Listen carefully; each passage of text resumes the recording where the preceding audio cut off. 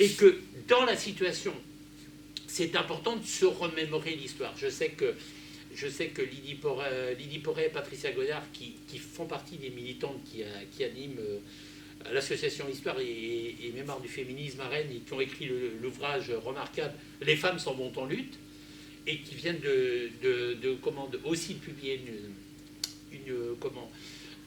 une biographie sur Colette Croinier. On essaiera de continuer à discuter et à échanger avec Lydie Porret, qu'on avait fait venir sur une conférence. Là, c'était l'Union départementale qui avait invité. Nous avons aussi continué, je disais ça en aparté, on avait mené, si vous vous le rappelez bien, on avait mené une conférence sur décroissance et féminisme avec Jean-Pierre Tertrais et Isabelle Attard, qui a pu dire combien cette affaire-là ne peut pas être étrangère au syndicalisme. C'est-à-dire que le syndicalisme, il présume une chose, c'est que les inégalités sociales peuvent être tout à fait combattues. C'est Albert Camus qui disait ceci: l'arbre du crime social, la cime de l'arbre du crime social est très haute, mais les racines sont peu profondes. Il nous importe, nous, effectivement, d'aller aux racines des inégalités sociales pour défaire cet édifice que nous combattons, parce que la pensée égalitaire nous accompagne. Voilà, dans cette plénitude absente qui est l'absence d'égalité, la pensée égalitaire nous organise en toutes circonstances, que ce soit, et Hélène l'a très bien dit, avec nos camarades et nos sœurs migrantes dans les petites mains du ménage, de la comment dirais-je, de la grande distribution ou dans l'hôtellerie, que ce soit au niveau de la SNCF aussi. On va faire venir aussi la sociologue Cyrine Gardès sur 2 conférences. Elle nous a donné sa réponse aujourd'hui. Une conférence sur le dumping social chez les caissières de Lidl, etc. C'est son travail de doctorante qu'elle a fait. Et aussi la réalité concernant la crise sanitaire dans le secteur social et médico-social.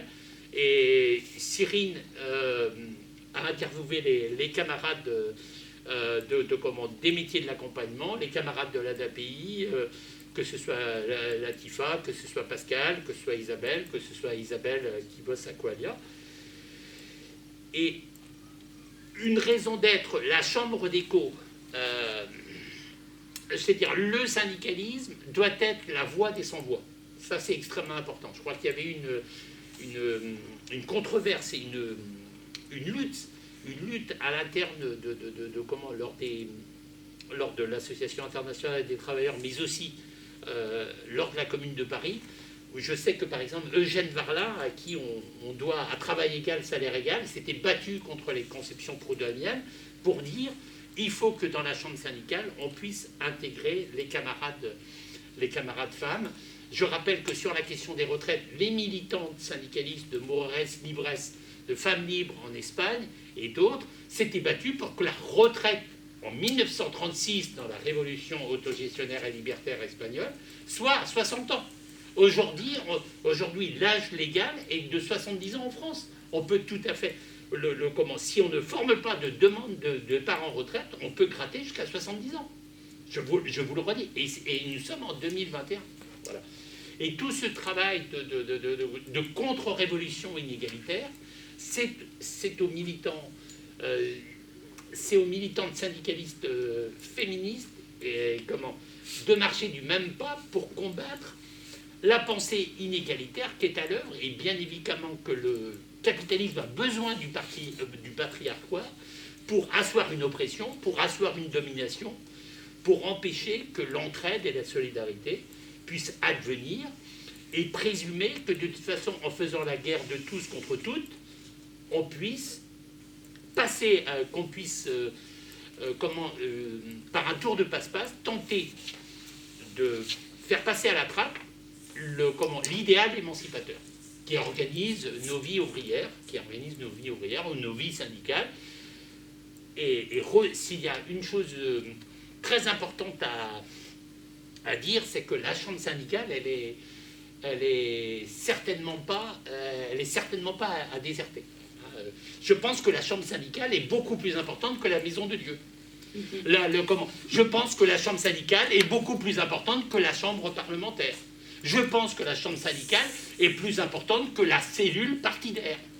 Et c'est ce genre de choses, ces fondamentaux qu'il nous faut retrouver là où nous sommes, c'est-à-dire sur les lieux de travail, à la maison, dans la rue, pour qu'il n'y ait aucun désert syndicaux.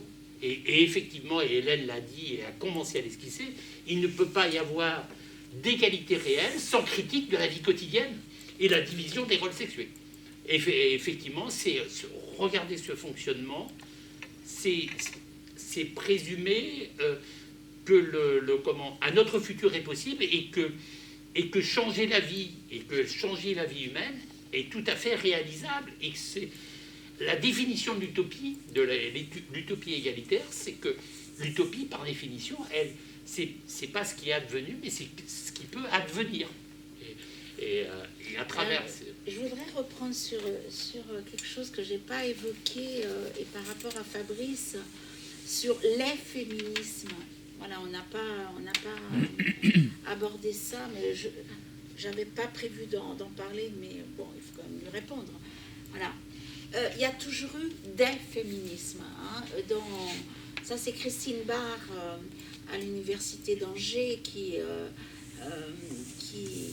a écrit énormément sur cette notion non seulement de vague, hein, c'est elle qui a mis en place cette idée de vague du féminisme, mais comme sa thèse portait sur les mouvements féministes entre 1914 et 1939, on avait déjà plusieurs types de féminisme. Il y avait 3 féminismes à l'époque.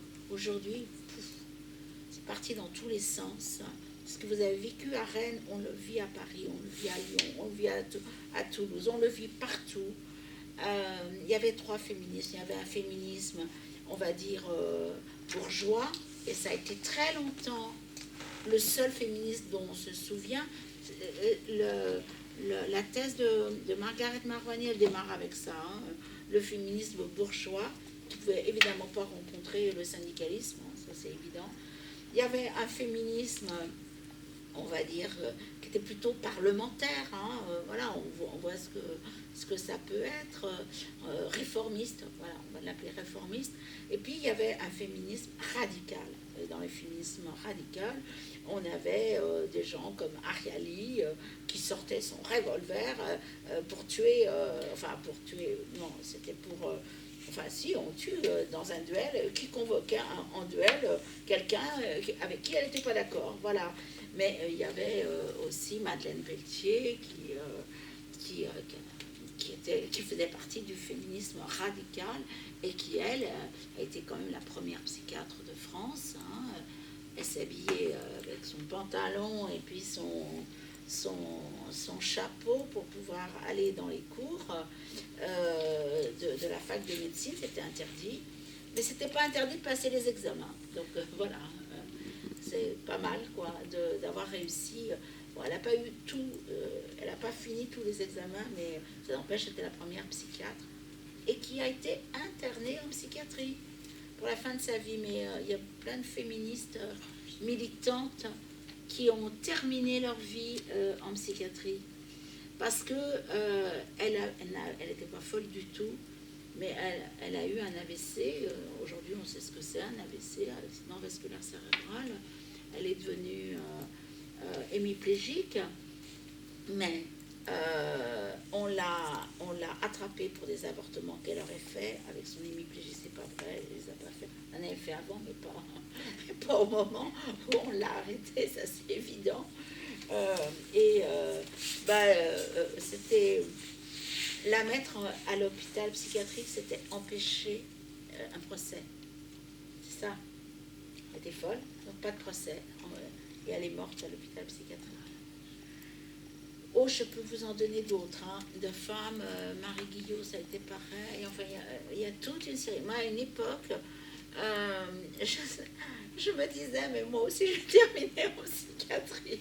Voilà, bon, ça c'est... Alors, pour répondre, 3 féminismes, hein, et aujourd'hui il y a toute une myriade de féminismes. Et il y en a qui nous dérangent énormément. Il y a des appels au meurtre pour les TERF dans plusieurs manifs. Il y a eu des tags. Il fallait tuer les TERF. Alors les TERF, ce sont, paraît-il, des féministes qui seraient transphobes. Ben, déjà, il faut comprendre TERF. Hein, voilà. Et sur la place de la République, moi j'ai fait une photo, ben, ça m'a tellement choquée, je crois que je l'ai mis dans un des casseroles. Je l'ai mis à côté de l'article de Zéro Macho. C'est incroyable. Je vais vous le... retrouver. Merci Hélène. Ouais. Et l'acronyme TERF, ça veut dire quoi? Les actions de Zéro Macho, c'est ça? Ouais, je ne sais pas si c'est un acronyme. Alors TERF, c'est en anglais, tout est en anglais maintenant, donc le T c'est trans, le F à la fin c'est féminisme, et puis après j'en sais rien, je sais pas moi, c'est pas le TERF à 4 feuilles. Non. Alors, c'était tagué sur la colonne de la République à Paris. Hein. Sauve un trans, but. Alors attendez que j'arrive à. But, ça veut dire tuer, non? Oui, il me semble. But, un TERF. Alors, un TERF en plus, c'est masculin. Non, mais c'est un avec un chiffre. D'accord. Sauve un trans, but, un TERF. Voilà, c'était ça qui était le 7 mars 2021, qui était sur la place de la République. Les féministes sont agressés aujourd'hui par des gens qui se disent féministes et qui ne le sont pas. Enfin, à mon avis, on n'agresse pas les féministes. D'accord, voilà. c'est insupportable. À Lyon, la manif de novembre, du 27 novembre à Lyon. Voilà comment ça s'est passé. Une belle manif féministe avec des syndicalistes, avec des anards, enfin bon, une belle manif féministe. Les femmes avaient organisé. Il y a des mecs virilistes qui arrivent, avec gros bras, là, j'arrive, et je vais vous faire le service d'ordre. Les femmes disent non. Et ça a commencé à se castagner. Enfin, c'est insupportable. Alors, je ne dis pas que les femmes doivent exclure les mecs des manifs, c'est pas ça que je suis en train de dire. Mais si les femmes disent on a fait notre service d'ordre, on est tranquille, ben vous manifestez avec nous, mais vous ne prenez pas le leadership, vous ne vous mettez pas devant, hein, c'est quand même entendable ça.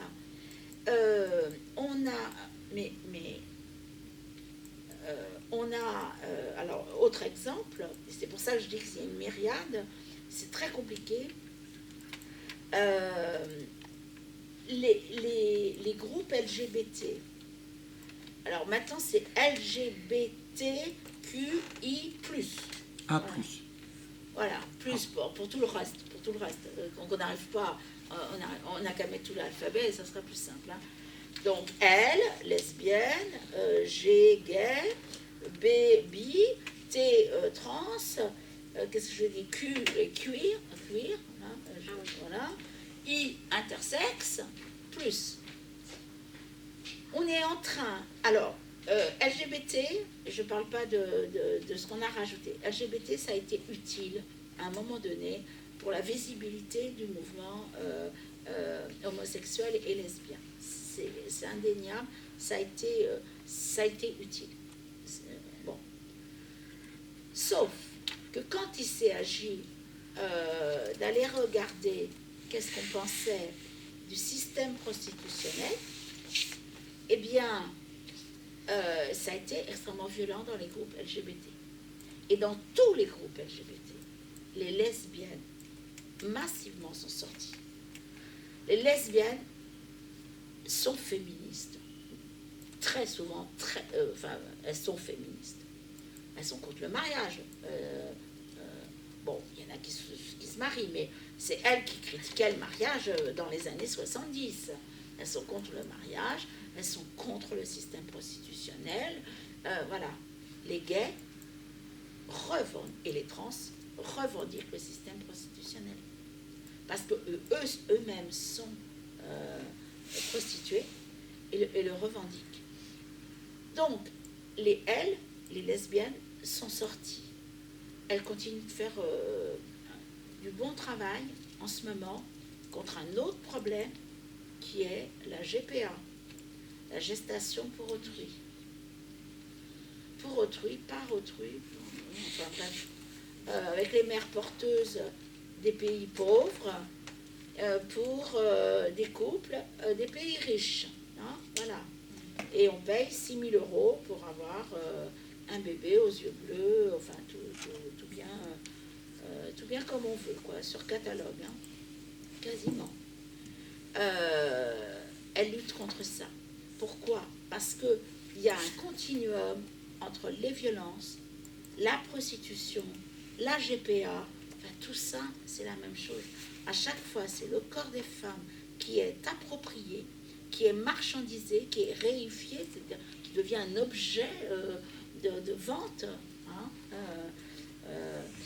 et c'est toujours des pauvres qui servent de marchandises à acheter par des gens qui ont un peu plus d'argent qu'elles. Souvenez-vous, pendant le procès de DSK au Carlton, les personnes prostituées qui étaient des escortes, alors on dit toujours les escortes, elles sont beaucoup moins violentées que celles qui sont dans la rue. Ah ouais, sauf que quand elles en parlaient, elles disaient on était pire que de la viande sous cellophane. C'est elles qui utilisaient ces termes-là. Oh, ça fait mal quand même. Ça fait mal qu'une personne pense qu'elle est moins que la viande sous cellophane, qu'elle a moins de valeur que la viande sous cellophane. Moi, je trouve ça terrible. Terrible. Mais il n'a pas été poursuivi, hein, le Strauss-Kahn, parce qu'il n'y avait pas de preuve qu'il savait qu'il avait affaire à des personnes prostituées. Voilà. Tout le monde le savait, sauf lui, et c'est lui qui consommait. Hein. Voilà. C'est comme si toi, je t'offre un coup à boire et que tu ne sais pas que c'est du vin. Voilà. Hein. Non, mais c'est... Ceci dit, depuis MeToo, je ne sais pas quelle vague ça peut faire dans le syndicalisme, mais c'était Fabrice tout à l'heure qui en parlait de la parole que les femmes prennent. Il y a quand même beaucoup plus de femmes qui prennent la parole, mais quand ce sont des groupes, les myriades là, de gens qui attaquent même les féministes, moi je suis très inquiète. C'est-à-dire qu'on a morcelé le féminisme, qu'on ne soit pas tous radicaux, c'est-à-dire aller à la racine des problèmes. Bon, je peux le comprendre, il y en a qui sont réformistes, tout ça. Bon, ça, je peux le comprendre. Hein, je peux le comprendre. Mais qu'on aille découper dans le féminisme des tranches et qu'on les oppose, les tranches les unes aux autres, là, il y a quelque chose que je ne comprends pas. Le féminisme, et le MLF pour ça, il rassemblait tout le monde. On avait envie de tout avancer, de s'émanciper, de pouvoir prendre la parole, d'avoir la gestion de nos corps, que personne nous donne de ce qu'il fallait qu'on fasse, comment il faut qu'on s'habille, et patati patata. On a gagné quand même pas mal de choses. Mais on a toujours Miss France, hein, on a toujours des petites filles qu'on sexualise. Bon, c'est interdit dans les revues, mais il suffit d'aller sur Internet, on les trouve. Voilà. C'est-à-dire qu'on est capable de vendre quand même du maquillage pour des petites filles de 6 ans. Le capitalisme est toujours extrêmement présent pour asservir le corps des femmes. Le corps des hommes aussi, hein, un peu, mais surtout le corps des femmes. Il faut répondre à des canons que les hommes ont définis. Des femmes y participent, malheureusement, mais c'est pour les hommes. Et donc, c'est moi qui avais fait cette photo-là et que j'ai mise à la une de Casserole. C'est Niki de Saint-Phal, c'est comment on dit, une statue, hein, ouais, qui est prise dans la Nièvre. Quand j'ai vu, il y en a un peu partout, hein, des Niki de Saint-Phal, même en banlieue parisienne, mais quand j'ai vu cette femme, alors grosse femme, hein, toutes les nanas de Niki de Saint-Phal, c'est des grosses femmes, hein, colorées, jaunes, là, et qui s'élance, et qui est libre. Vous connaissez l'histoire de Niki de Saint-Phal, hein, elle avait été violée. Bon, elle a exprimé quelque chose de fondamental.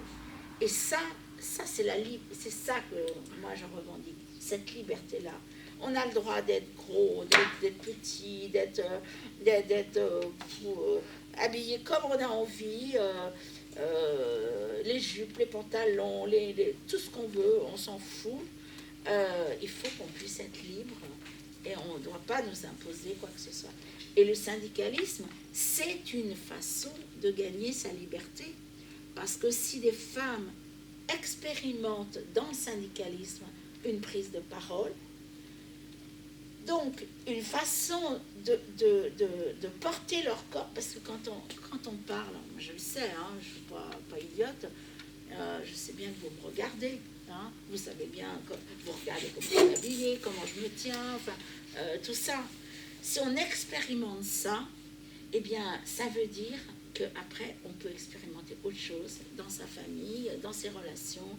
On peut se dire, ben, si je suis libre là, je peux être libre ailleurs. Voilà. Et ça sert aussi à ça, le syndicalisme. Enfin, moi, ça m'a servi à ça. Alors moi, mes étiquettes syndicales, j'ai tout eu. Hein, parce que pour moi, c'est un outil, le syndicalisme. C'est pas une chapelle. J'ai commencé par la CFDT, après la CNT, après FO, après la CFDT, j'étais virée de la CFDT en 88 avec le mouvement personnel de santé, et du coup j'ai créé un Sud, voilà, donc solidaire. Voilà, enfin, bon, CFTC, non, jamais, CGT, non, jamais, ça c'est sûr, ça c'est, j'étais pas d'accord avec ni le catholicisme, ni avec moi j'appelle ça le stalinisme, voilà, donc j'ai fait tous les syndicats à peu près. Et pour moi, quand j'ai quitté les syndicats, c'est parce que je changeais d'emploi, parce que quand je dis que c'est un outil, c'est avec les gens qu'on fait le syndicat. C'est pas avec l'idéologie au départ, c'est avec les gens. Et puis on développe après quelque chose, voilà. Et quand tu arrives dans une boîte et qu'il n'y a rien, bah, tu regardes avec qui tu peux faire quelque chose. Et puis c'est ensemble qu'on décide ensuite de l'étiquette. Voilà, moi c'est comme ça en tout cas j'ai toujours fait. Et j'ai été responsable d'un syndicat départemental où il y avait 5000 adhérents quand même. J'ai été responsable au niveau régional. Voilà. Et puis au niveau départemental, à l'UD, j'ai fait un travail interpro sur la réduction du temps de travail et sur les femmes. Et j'avais fait venir Margaret Marouani pour un 8 mars, pour un débat, par exemple. J'avais fait venir aussi le festival de films de femmes de Créteil qui nous apportait un film et ça occasionnait un débat. Voilà. Voilà, dans mon syndicalisme, parce que j'en ai pas parlé, hein, j'ai parlé plus de mon féminisme, et j'avais démarré comme travailleuse en formation quand je faisais mes études, et on payait un timbre par trimestre, et c'est ça qui m'a donné le pied à l'étrier pour le syndicalisme. C'est qu'on est venu nous chercher dans notre formation en nous disant, vous réclamez d'avoir des indemnités de stage, vous réclamez ceci, vous réclamez cela, syndiquez-vous. Les indemnités de stage qu'on avait demandées quand j'étais étudiante, donc c'était entre 75 et 78, elles ont été données pas à tous les étudiants de santé, mais elles ont été données pour une grande partie en 2007.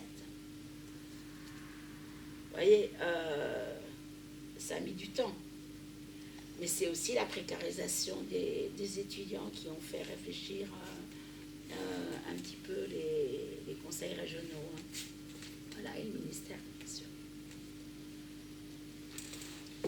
Alors sur les féminismes, moi je suis très optimiste sur des mouvements féministes jeunes qui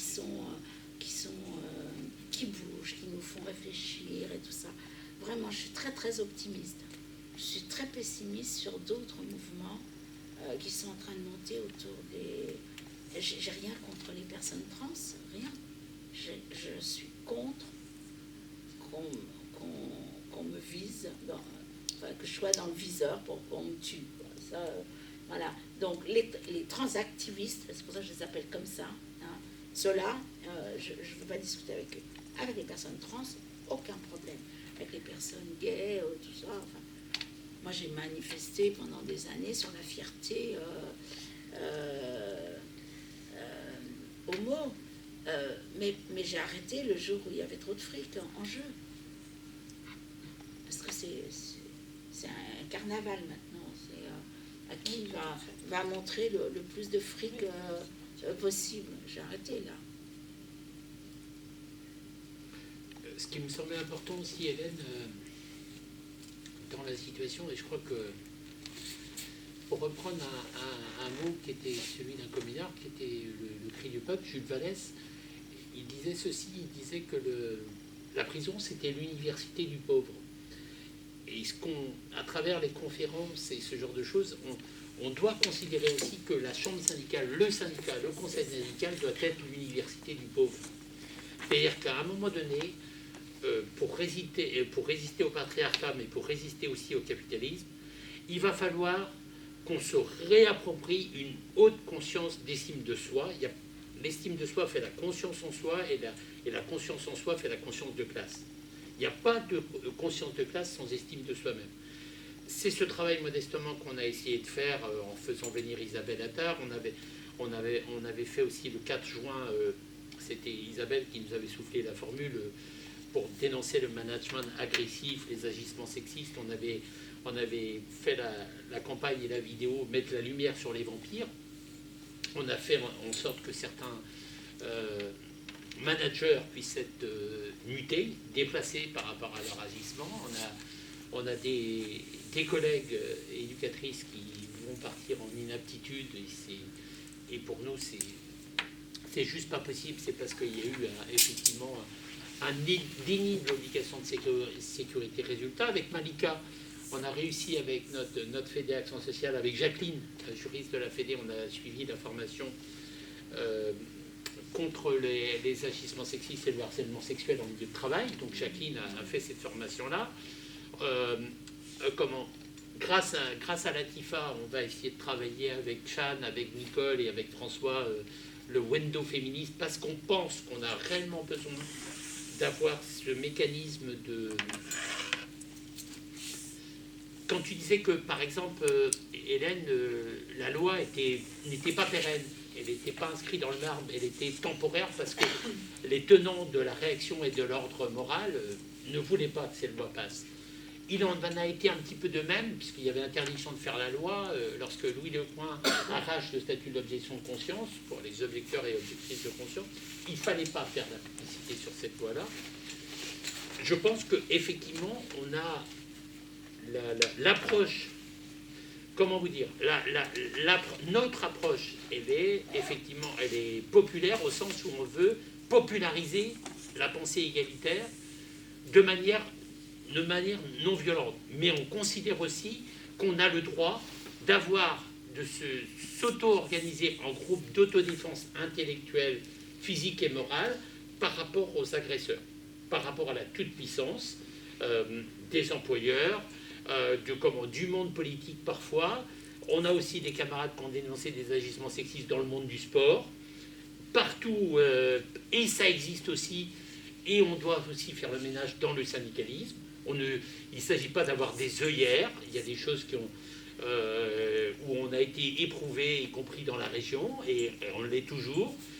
Et il faut que les saisines aboutissent, si nécessaire, que la justice passe, mais entre comment dirais-je, l'action judiciaire, il y a aussi ce qu'on appelle la pratique de l'action directe économique. Ce que tu dépeignais par rapport à la charge des 25 kilos par rapport à la grève exemplaire des postières des centres de tri, est extrêmement important. C'est-à-dire que si on fait gagner les luttes féministes demain, c'est l'ensemble de l'humanité qui gagne. On gagne en plus-value d'humanité, d'humanisme, et ça, c'est extrêmement nécessaire. Voilà.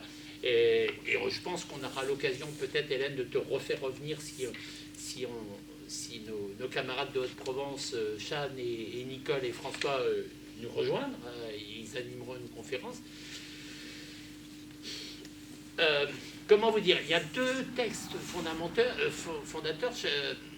Fabrice a parlé de la charte d'Amiens, et il y a aussi la charte de Paris, élaborée par Pierre Bénard. C'est-à-dire qu'on présume une chose très importante. Si on se dispose demain à devoir gérer l'économie dans une opposition généralisée, disons que si d'aventure on pousse un petit peu les feux, que veut dire République sociale? La République sociale, ça veut dire peut-être demain la République sociale des conseils syndicaux.